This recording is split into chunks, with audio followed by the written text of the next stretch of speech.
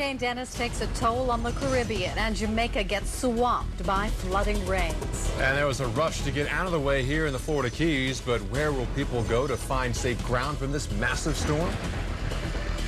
And no question, they will head out of harm's way. That's what they've been doing all day in the Panhandle. They will do it all day again tomorrow as we continue to see not a mass bring onto the beach, but a mass exodus. We'll keep you a live report and talk about this storm and its impacts coming up. Live from the Weather Channel, this is Evening Edition. Well, it is getting to be crunch time. The next hit for Hurricane Dennis will be somewhere on the Gulf Coast. Hi, everyone, and good evening. I'm Alexandra Steele. And I'm Paul Goodlow. Now, the storm is rolling through the Caribbean tonight and entering eventually the Gulf of Mexico, leaving behind massive damage throughout the island. Hey, and take a look at this. This is how Hurricane Dennis roared ashore in southern Cuba.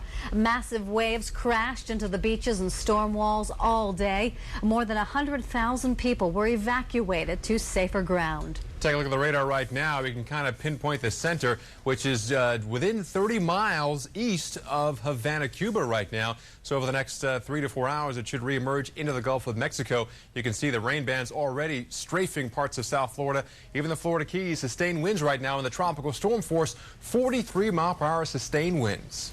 And, of course, if you have been watching us, we have a team of meteorologists all along the Gulf Coast to help us track Dennis. Our storm tracker, Jim Cantore, leading our coverage from Pensacola Beach, Florida. We find meteorologist Janine Albert in Sanibel Island, Florida, while meteorologist Mike Seidel reporting from Mobile, Alabama. So we certainly have you covered from top to bottom. First stop tonight, let's start with you, Jim, from Pensacola. All right, Alexander, as we've been telling you about today has been a lot of preparations. As a matter of fact, you can go back to even before Cindy came ashore, this area preparing in earnest. Let's take you back, though. I want to go back and revisit these pictures from Ivan here because this is what is so fresh in everybody's mind. Every time there is a wave coming off of Africa, every time a storm is named, every time we hear the word depression or storm, eventually we think of Ivan, of course, the tremendous amount of destruction. I got a chance to talk to the general manager here at Pensacola Beach, and he kind of summed up his feelings on how Mother Nature seems to be assaulting this area.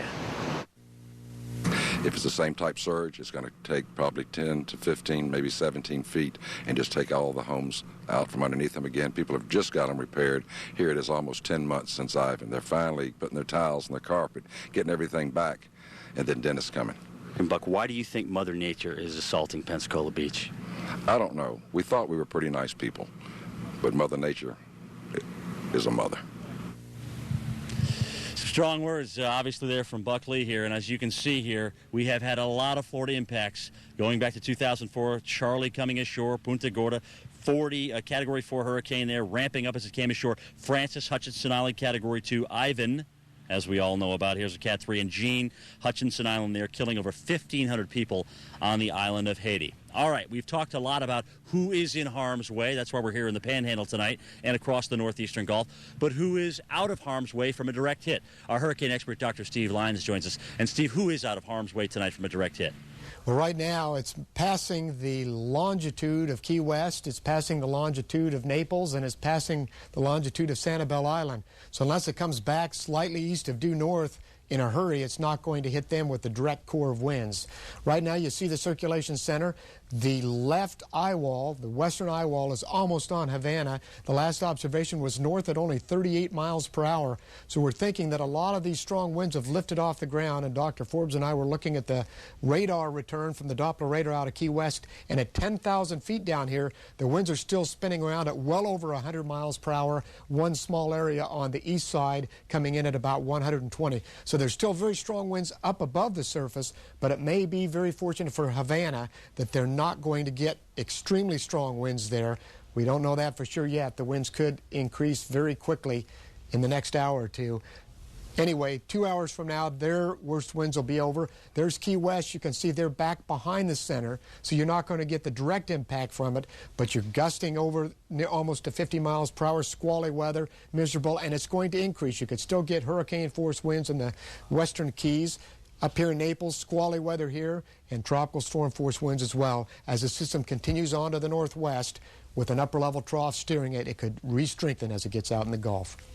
Alexandra. All right, Dr. Lyons, thank you very much. And as you can see from that radar Steve was just showing you, the rain and the wind have already started to hit southern Florida. So let's take you there. Let's go to Sanibel Island, where meteorologist Janine Albert has been standing by all day. You've kind of seen it go, Janine, from the sunshine this morning, the clouds came in, and then the heavy rain, and that's where you are now as well, right? I'm all wet.